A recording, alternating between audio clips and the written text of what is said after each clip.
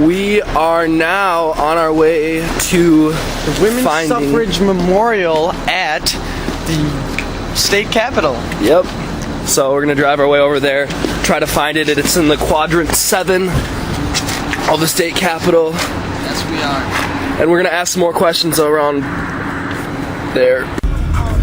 Yeah, now we're approaching the state capitol.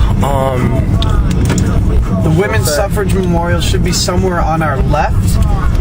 It was created in 1999 and memorializes 25 women who helped.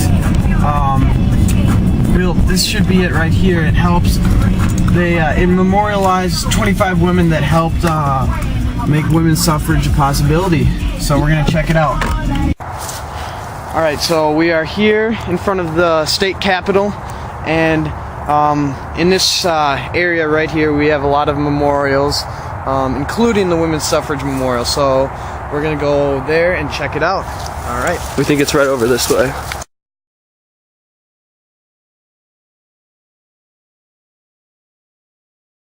We're doing a school project for our Spectrum class about the women's right to vote, the suffrage movement. We got a couple questions written down.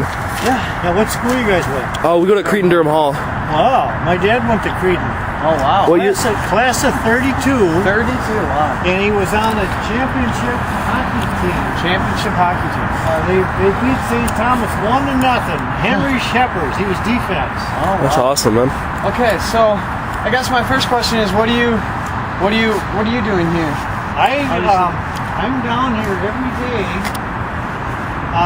and I run with these flags, and I salute all the memorials here. Salute all the memorials. Yeah. Now I start out at this memorial right over here. That cannon there from the USS Ward. Most of those guys were from St. Paul. They fired the very first shot in World War II. They sunk a Japanese sub an hour before the attack on Pearl Harbor. And so you know about the Women's Suffrage Memorial over on the other side, right over there, dedicated to the 25 women. On Martin Luther King and Cedar Street. You know, has that been there a while? Yeah, there's a memorial. There's another memorial they're building. They're in progress now. I don't go over to. I haven't been over that memorial.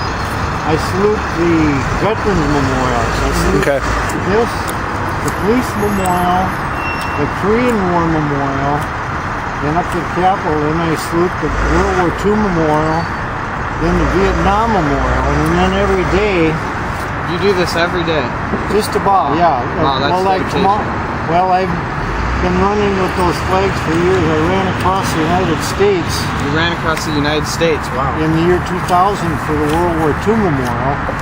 And then, well, for all memorials. Korean War Memorial in Washington, I ran 6 years. The Korean War Memorial here, I ran 3,500 miles around the state. The World War II Memorial in Washington, cross country. The World War II Memorial here I ran for 6 years. And now, every day, I light a candle that says troops in Afghanistan and Iraq. Well, it's to them. Are you a veteran? Yeah, I was in the Marine Corps in Vietnam. And I was shot through the left foot and then right leg. What unit were you? I was with the 5th Marines. And so that's what I do is every day I say a little prayer for our troops today. And that's what we want to do is make sure that our troops wear their uniforms around. All right, so we found the memorial over here on the corner of Reverend Dr. Martin Luther King Jr. Boulevard and Cedar Street, where we thought it was. Let's go check out this memorial and see what it has to offer.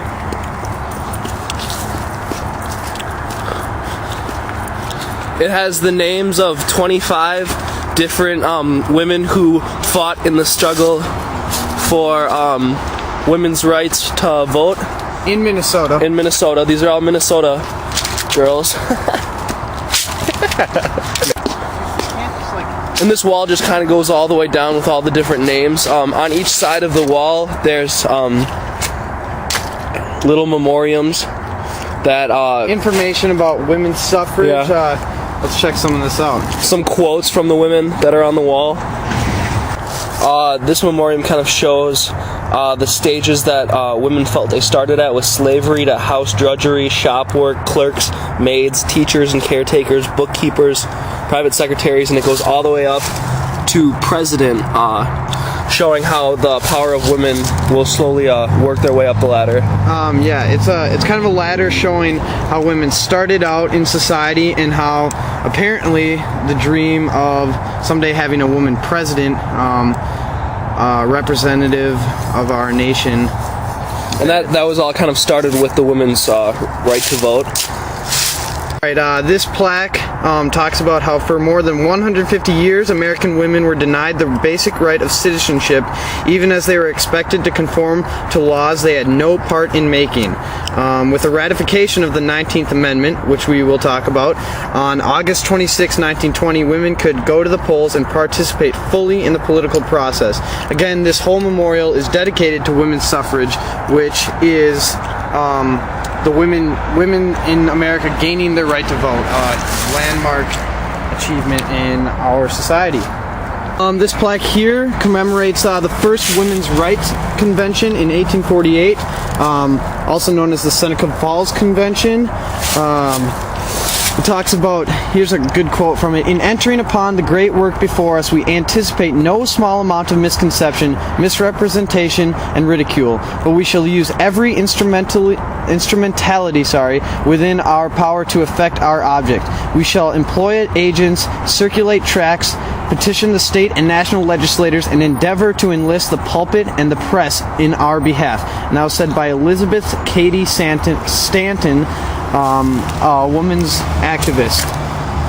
On each of these memorial little plaques, they have pictures and kind of almost comic strips about how women's rights were played on in the 1800s. And this shows a big web of the League of Women Voters and the organizations leading to the women's suffrage. So, it's kind of cool.